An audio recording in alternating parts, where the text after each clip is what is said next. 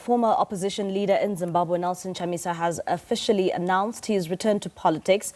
Chamisa quit his party and politics 2 years ago, claiming that the party he founded in 2022, Citizens Coalition for Change, had been hijacked by his rival Mnangagwa. When the two squared off in 2023, Chamisa received 44% of the vote and Mnangagwa 52%. And for more on Chamisa's return to politics, we are now joined by Reason Wafawarova. He is a Zimbabwean journalist and joins us now via our video link. So thank you so much for your time this evening here at SABC News. Now we've seen the former opposition leader Nelson Chamisa announcing his return to politics. Are you shocked at all by his sudden return? I'm not shocked. I have looked at what he has been doing. I think the myth that we should first address is this assertion that Chamisa was out of politics. What Chamisa did was obviously move from structural politics, and he was there everywhere, nowhere, tweeting, preaching. So he kept his relevance through social media. But let me start by saying this. Nelson Chamisa remains a significant political figure in Zimbabwe. His return matters emotionally to a lot of Zimbabweans, to many citizens who feel stranded and desperate for alternatives. But political impact is not measured by emotions alone. It is measured by whether a return repairs the damage or simply reoccupies the space that was vacated. So when I...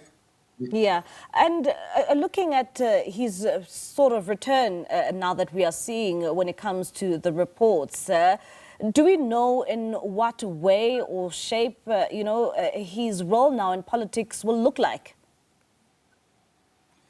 Well, from what he says, it's not a political party. It is a movement, he says, and he equates that movement to Zanla, Umkhonto weSizwe, or ZIPRA, so to a liberation movement. And that is very problematic when you look at it, because a liberation movement is a movement that will stick to no tolerance to dissent. It's inherently authoritarian because they are fighting in a war situation. And when you talk of an organization that is like that in peacetime governance, that just is a replica of what we saw with Nelson Chamisa with the Triple C. No structures, no elections, no constitution, one center of power, strategic ambiguity, even to internal members of the party not knowing what is happening. So this is what is coming out of his press conference. Like I said, he is coming in when he says he left a vacant dance floor. That framing avoids a harder truth. The opposition did not just stagnate naturally; it collapsed structurally. And when he comes back, you expect that to be corrected, and we are not seeing that. The most consequential dancer that Chamisa left on the floor was not the people; it was Sengezo Chabangu.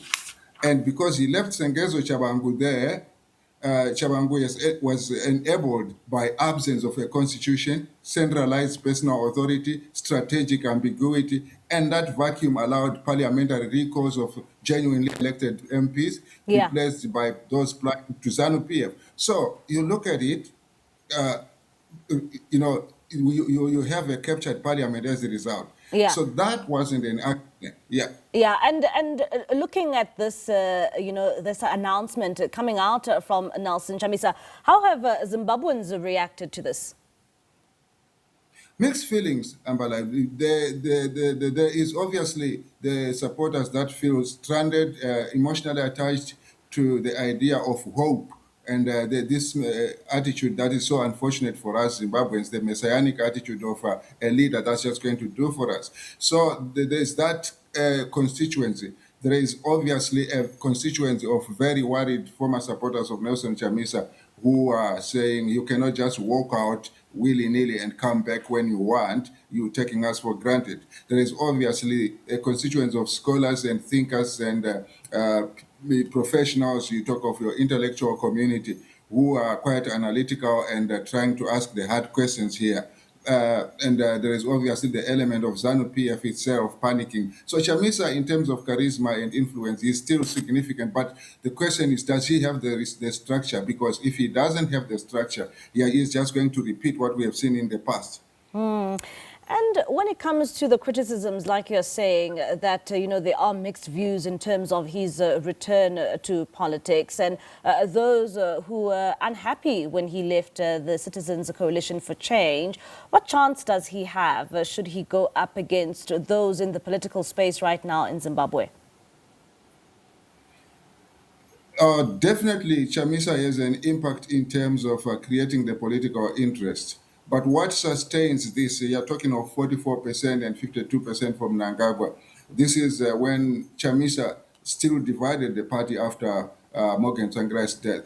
But it's totally different from what is happening now, because what is happening now is he has abandoned this project and there is literally nothing, and he is promising to come with the same strategy of strategic ambiguity. He has not named the organization, he has not named the structure. One thing touching about this whole thing, it is when you look at the press statement that he gave when you launch a party, it is actually barren of ideology. No public policy, no ideology. It's all about Chamisa, the character, and coming back. So it's still that messianic message to say, well, there was no one who filled the vacuum. I left the dance floor and nobody was dancing, which is totally not true, because the stage that he left has given us a situation now where ZANU-PF has had the arithmetic that it never had.